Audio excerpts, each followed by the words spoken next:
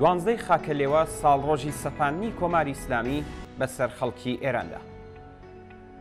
ڕۆژی یەکشەممە 12 خاکەلێوە ساڵڕۆژی سەپاندنی ڕژیمێکە بەسەر خەڵکی ئێراندا کە بە کۆماری ئیسلامی ئێران ناوی لێنرا.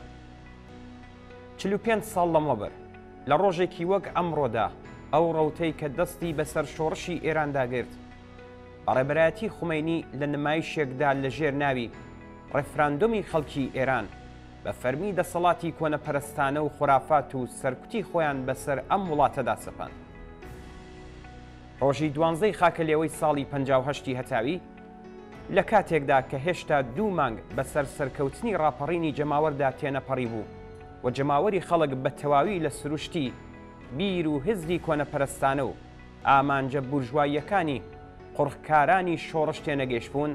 کە دار و دەستەی خومینی بە دروشمی کۆماری ئیسلامی نەیەک گوشە زیاتر و نەیەک گوشە کەمتر هاتنە مەیدان بۆ ئەوەی خەڵک ناچار بکەن بە هەڵبژاردننی یەکێک لەو دوو دەنگی بەڵێ و نەخێرە و بە بەشداریکردنی لەو بەناو ڕیفراندۆمەدا دەنگی بەڵێ یان نەخێر بە کۆماری ئیسلامی بدەن. خومینی زۆر بەپەلە بوو بۆ بەڕێوەبردننی ئەو نمایشە، چونکە دەیزانی ئەگەر خەڵک دەرفەتی ئەویان هەبێت بە چاوێکی کراوە قەزاوت لەسەر ناوەڕۆک و سروشتی حکوومەتی ئیسلامی بکەن، دەرەنجامی ڕێفراندۆمەکە بەو شێوەیە نەدەبوو کە ئەو چاوەڕێی دەکرد. پرسیاری فریوکارانە و وەڵامی بەڵێ یان نەخێر کە بۆ ئەم ڕێفراندۆمەیان دیاری کردبوو بە جۆرێک بوو کە ئەگەر کەسێک دەنگی بەڵێی لە سندوق نەخستبایە بە مانای ئەوە بوو کە لەگەڵ گەڕانەوەی دەسەڵاتی پاشایەتیدایە. سروشتیە لە هەلومەرجێکدا کە جەماوەری خەڵک لە ئاستێکی بەریندا لە ڕاپەڕین بۆ ڕووخاندنی ڕژیمی پەهلەویدا بەشداریان کردبوو، تۆمەتباربوون بە لایەنگری لە ڕژیمی پێشوویان بە سوکایەتی و مایەی سەرشۆڕی دەزانی، لەمڕۆوە زۆر یەک لەو خەڵکە بەهۆی نەفرەت و بێزاری بێ ئەو پەڕیان بەرامبەر بە ڕژیم و نظامی پێشوو بە پێچەوانەی ویست و ئارەزوی خۆیان بە ناچاری دەنگیاندا بە دەسەڵاتێکی ئاینی و حکمڕانی تاقمێک ئاخوند و کۆنەپەرست و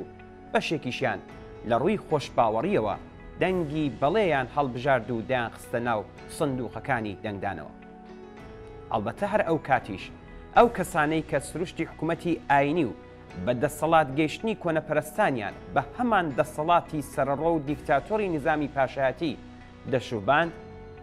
نەک هەر ئەو ڕێفراندۆمەیان بایکۆت کرد،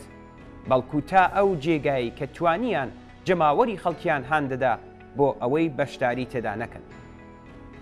تاقمی تازە بە دەسەڵات گەیشت و بە بەهرەمەندبوون لەو ئیمکاناتەی کە بەدەستیان هێنابوو، هەروەها بە کەڵک وەرگرتن لەو دام و دەستگا تەبلیغاتیەی کە لەبەر دەستیاندا بوو و بە پشتبەستن بە نەریتە ئاینیە باوەکانی ناو کۆمەڵگا، ئەنجامی ئەو بەناو ڕفراندۆمەیان لە بەرژەوەندی خۆیان و بە ناوی کۆماری ئیسلامی ئێران ڕایانگەیاند. پێشینەی هەموو هەڵبژاردنە گاڵتەجاڕیەکان لە 45 ساڵی ڕابردوودا دەگەڕێتەوە بۆ ئەو ڕۆژە و بە دوای ئەوەدا بوو کە نەریتی گاڵتەجارانەی هەڵبژاردن لەم ڕژیمەدا دووبارە دەبێتەوە. 12 خاکەلێوە بۆ ئەو خەڵکەی کە لەژێر دەسەڵاتی ئەم ڕژیمەدا بەسەر دەبن و بیرهاتنەوەی یەکەم ڕۆژەکانی نەکۆڵیکردنە لە مافی هەڵبژاردن لە دیاریکردنی چارەنووسی خۆیاندا، هەروەها یەکەم ڕۆژی بە فەرمی جێگیربوونی دەسەڵاتدارێتی خورافات و کۆنەپەرستی و یەکەم ڕۆژی شکڵگرتنی دەسەڵاتێکە کە هەم کۆنەپەرستانە و هەم سەرمایەداریە. 12 خاکەلێوە ئەگەر بۆ کۆماری ئیسلامی ڕۆژی دەستپێکی 46مین ساڵی حکمڕانی نظامی سەرمایەداری ئیسلامیە، بۆ جەماوەری خەڵک ساڵ ڕۆژی ڕاگەیاندنی کۆتایی هاتنی ڕۆڵی کۆمەڵانی خەڵکە لە شۆڕشێکی شکۆدار و ساڵ ڕۆژی دەستپێکی ڕژیمێکی کۆنەپەرست و درێژەی تەمەنێک سەرکۆت، سوکایەتی و تەحملی هەژاری و برسێتیە و هەروەها دەستپێکی 46مین ساڵی بەردەوامبوونی زەوتکردنی سەرەتاییترین ئازادیە تاکە کەسی و کۆمەڵایەتیەکانە. ئەگەرچی لەو کاتەشدا بەشێکی بەرچاو لە خەڵک لەو یەکەم گاڵتەجاری هەڵبژارنەدا بەشداریان نەکرد، بەڵام کۆماری ئیسلامی یەکەم ئاماری ساختەی خۆی لەو بەناو ڕێفراندۆمە ڕاگەیاند و ئیدعای ئەوەی کرد کە زیاتر لە 98% خەڵک بەشداریان لە نمایشی کۆماری ئیسلامی بەڵێ یان نادا کردووە. ئەو ئیدعای کۆماری ئیسلامی لە کاتێکدا بوو کە دانیشتوانی چەندین ملیۆنی خەڵکی کوردستان سەرڕای ئەم فریوکاریە ئاشکرایە بەو پەڕی وشیاریەوە بەشداری ئەو ڕفراندۆمەیان نەکرد و بەم جۆرە شەرعیەتی ئەم نیزامەیان قبوڵ نەکرد. ڕژیم تەنانەت ئیمکانی ئەوەشی بەدەست نەهێنا کە ناوەندەکانی هەڵبژارنەکەشی لە کوردستاندا بکاتەوە. تەنانەت بۆ زۆرێک لە ناوچە دووردەستەکانی سەرتاسەری ئێرانیش بەرگەی دەنگدان نەنێردرا.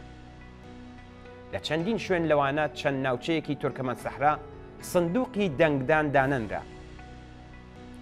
ئەمڕۆ بە ملیێنان کەس لە خەڵکی ئێران دەستخۆشانە بە خەڵکی کوردستان و هەموو ئەو کەسانە دەڵێن کە بە ئاگاییەوە بەشداریان لەم نمایشی شەرعیەتدانا بە ڕژیمی ئیسلامیدا نەکرد.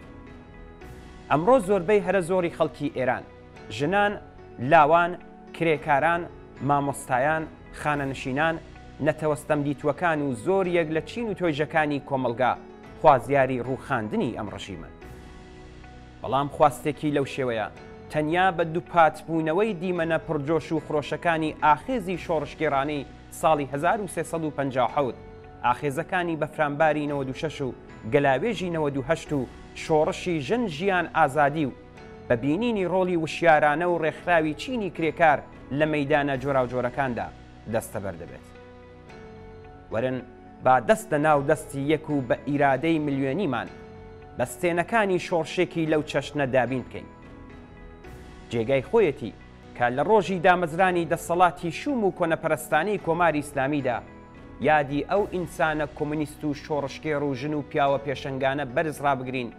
کە لە پێناو پێشگرتن لە بەدەسەڵات گەیشتنی ئەم ئەهریمەنە دژە مرۆڤە و بەدیهێنانی ئارمانج و ئامانجە واقعیەکانی شۆڕشی ئێران لە مەیدانەکانی نەبەرد یان لە زیندانەکاندا گیانیان بەخت کرد. ئەمڕۆ یاد و بیرەوەریە ئیلهام بەخشەکانی ئەوان پتر لە هەمیشە لە خەباتی لێبڕاوانە بەرنامە بۆ داڕێژرا و ڕێکخرا و بەردەوام لە دژی ڕژیمی ئیسلامی و نظامی سەرمایەداری یارمەتی دەرمان دەبێت.